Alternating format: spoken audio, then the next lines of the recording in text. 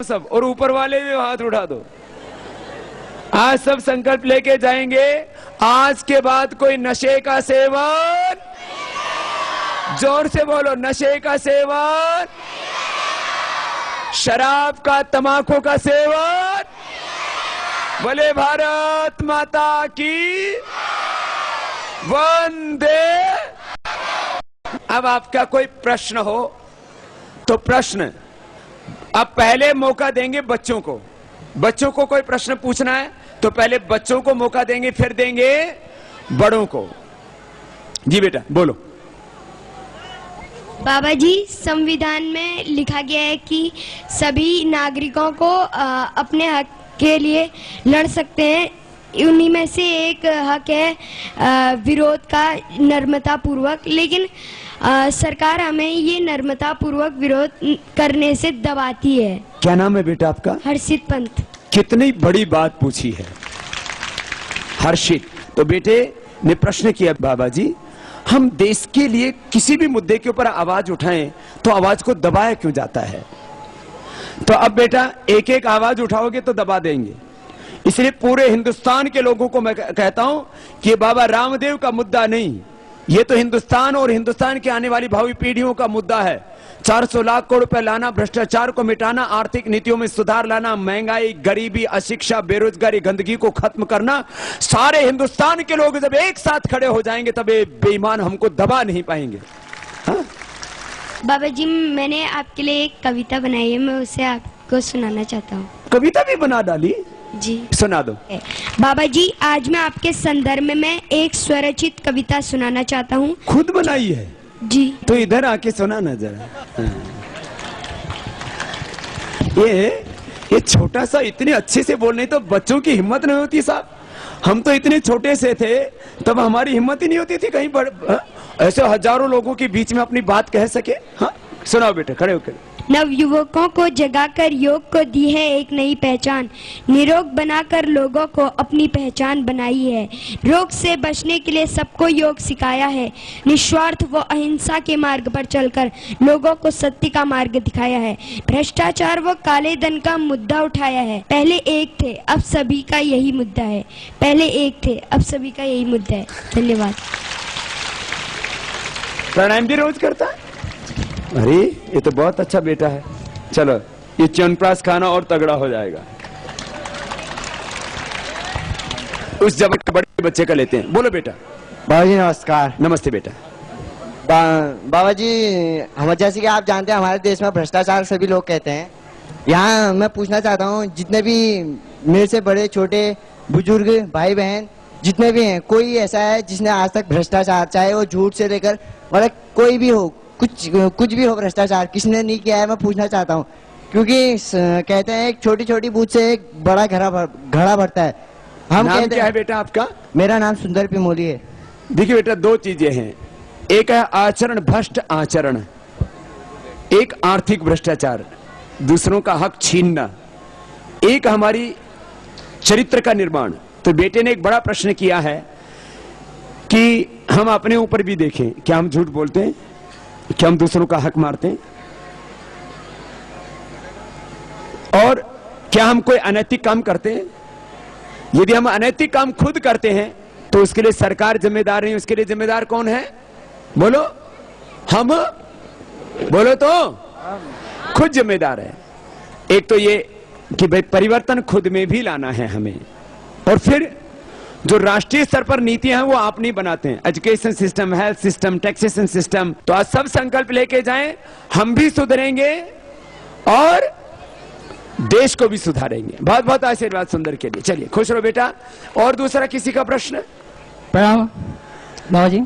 हाँ, मेरा नाम भूपेंद्र सिंह कोरंगा है। जी बेटा। मैं अभी डिस्कस हो रही थी इसके बारे में कि भ्रष्टाचार और काले धन के बारे में बात हो रही। जी बेटा। तो सारे लोगों का ये क्वेश्चन है कि भाई काला धन इस चीज के बारे में भ्रष्टाचार हो रहा है, लेकिन हमें ये क्यों नहीं लगता कि हम सबसे पहले इन बच्चों का जो एजुकेशन का स्टैंडर्ड है वो अच्छा किया जाए, उनको अच्छी तरीके से क्या चीज अच्छी है और क्या चीज बुरी है। और इस संसार में हम आए हैं तो एक मनुष्य रूप धारण करके, तो हमें उस चीज का, उस बॉडी का, और ये जो मेंटली रूप से हम सोचते हैं अन्य प्राणियों से बहुत हाई स्टैंडर्ड का सोचते हैं हम। कुछ भी अगर किसी चीज के बारे में सोचना चाहते हैं। कौन सी क्लास में पढ़ते हो बेटा? सर मेरा BA सेकेंड ईयर है। BA सेकेंड ईयर में बेटा पढ़ रहा है कि बाबा जी एजुकेशन क्या सिस्टम हमारा सुधार जब तक नहीं होगा तब ये भ्रष्टाचार से क्या होगा। मैं एक बेटा यही प्रश्न आप लोगों को समझाना चाहता हूं और इसका उत्तर भी देना चाहता हूं। हमें एजुकेशन के लिए अच्छे स्कूल चाहिए, अच्छे कॉलेज चाहिए, अच्छी यूनिवर्सिटी चाहिए। क्या आपको पता है अमेरिका में कितनी यूनिवर्सिटी है? 6000 यूनिवर्सिटी। कितनी? 6000। और अपने भारत में कितनी है? 400 भी नहीं है पूरी। कितनी? 400 क्या? 400 भी नहीं। और अपने से आबादी 3 गुना कम। अपने को स्कूल बनाने पड़ेंगे ज्यादा, कॉलेज बनाने पड़ेंगे, यूनिवर्सिटी बनानी पड़ेगी, लोगों को ट्रेन करना पड़ेगा। और इसके लिए सबके लिए क्या चाहिए? पैसा। तो पैसा भी चाहिए और इच्छा शक्ति भी। यहां हमारे पास बजट ही नहीं है। अपने ही पैसे से अमेरिका यूनिवर्सिटी बना रहा है, उसके पास में 1000 लाख करोड़ रुपए का कर्ज है, उसमें करीब 750 लाख करोड़ रुपए तो एक काला धनी है। तो भाइयों मैं इसलिए इस बात को कहना चाहता हूं, सब चीजों के साथ पैसा जुड़ा है। अच्छी एजुकेशन, जिनके पास अच्छा पैसा वो अच्छी एजुकेशन ले रहे हैं ना बच्चे। अच्छी एजुकेशन के लिए भी क्या चाहिए? पैसा। इसलिए हमें सारी चीजों को एक मूल में जब जाएंगे तब ये पाएंगे कि हमारे पास में इंफ्रास्ट्रक्चर, ये सारी चुनौतियां हमारे सामने। तो एजुकेशन सिस्टम भी अच्छा करना पड़ेगा। अब बहुत से तो यहां पर गांव है, वहां पर अध्यापक हैं 2 और विद्यार्थी है 1। ऐसा भी है।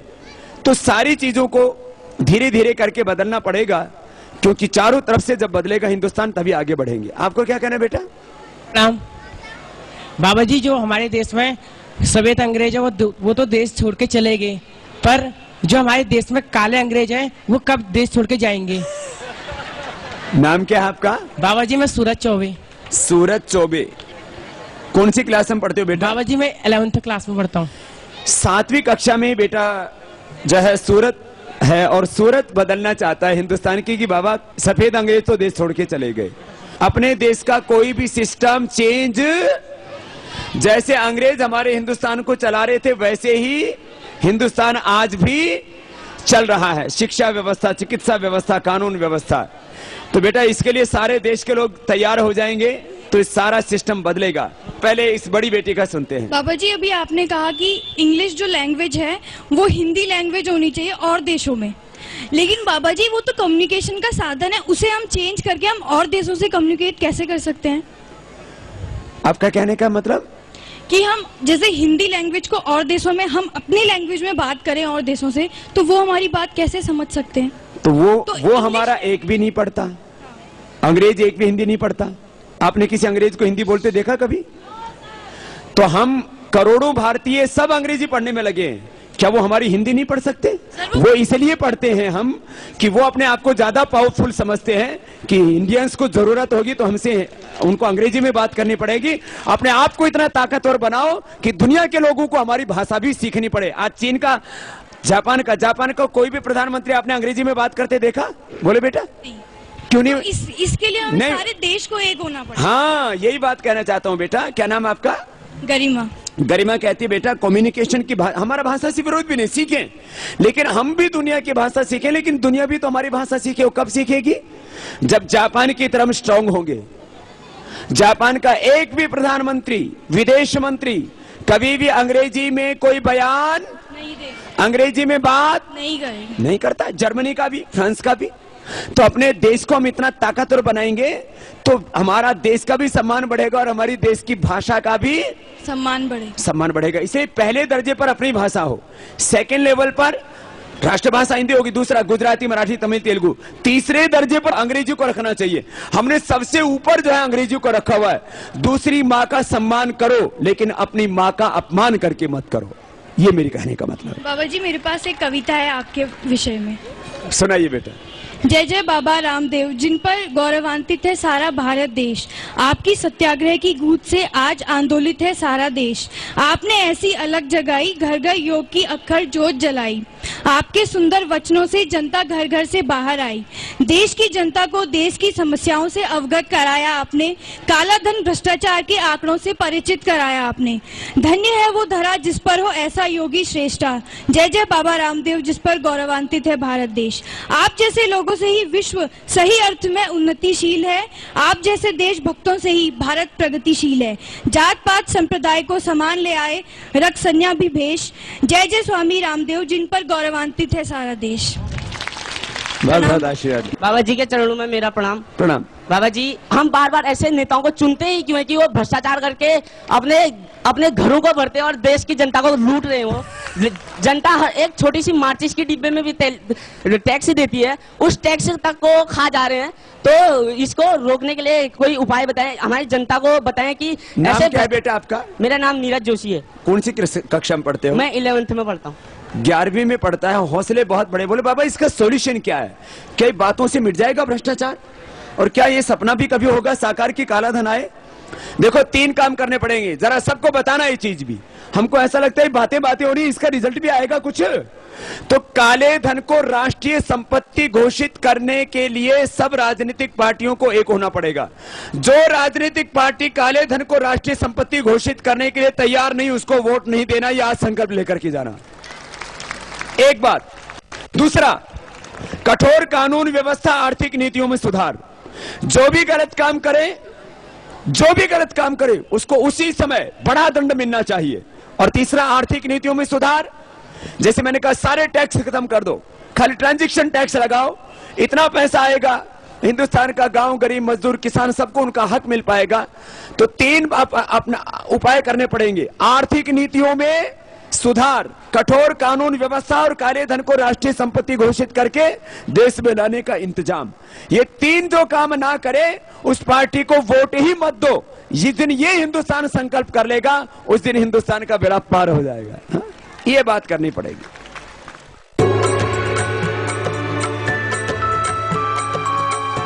काला धन को मिटाने के लिए पूरी जनता को एक होना पड़ेगा। लेकिन ये बूढ़े से लेकर बड़ा तक ये जनता एक कैसे होगी? नाम क्या है बेटा आपका? जी कुणाल बनकोटी। कुणाल। बोले बाबा ये एक कैसे होगी? एक तब होगी जब समझ में आएगी बात, है ना। देखो घर में सबको अलग अलग काम करना है। घर में काम कर रहे हैं, खेत में काम कर रहे हैं, फैक्ट्री में काम कर रहे हैं, वो सब हमारे व्यक्तिगत काम है। लेकिन कुछ काम देश के होते हैं और परिवर्तन का एक ही बार मौका आता है जब विधानसभा और लोकसभा का चुनाव होता है। तो जब हम हर दिन अपने लिए जीते हैं तो एक दिन देश के लिए समय निकाल सकते हैं। मैंने पूरी जिंदगी देश के लिए दी है। जब मैं उनसे एक दिन देश के लिए मांगूंगा तो जरूर देश के लिए निकालेंगे। हम हर दिन अपने लिए जिए, लेकिन जब बात देश की आए तो देश के लिए भी बाहर आएंगे तो निश्चित रूप से भारत बदल जाएगा और छोटे बड़े एक होकर के सब मिलकर के देश को बचाएंगे। बहुत बहुत आशीर्वाद कुणाल को।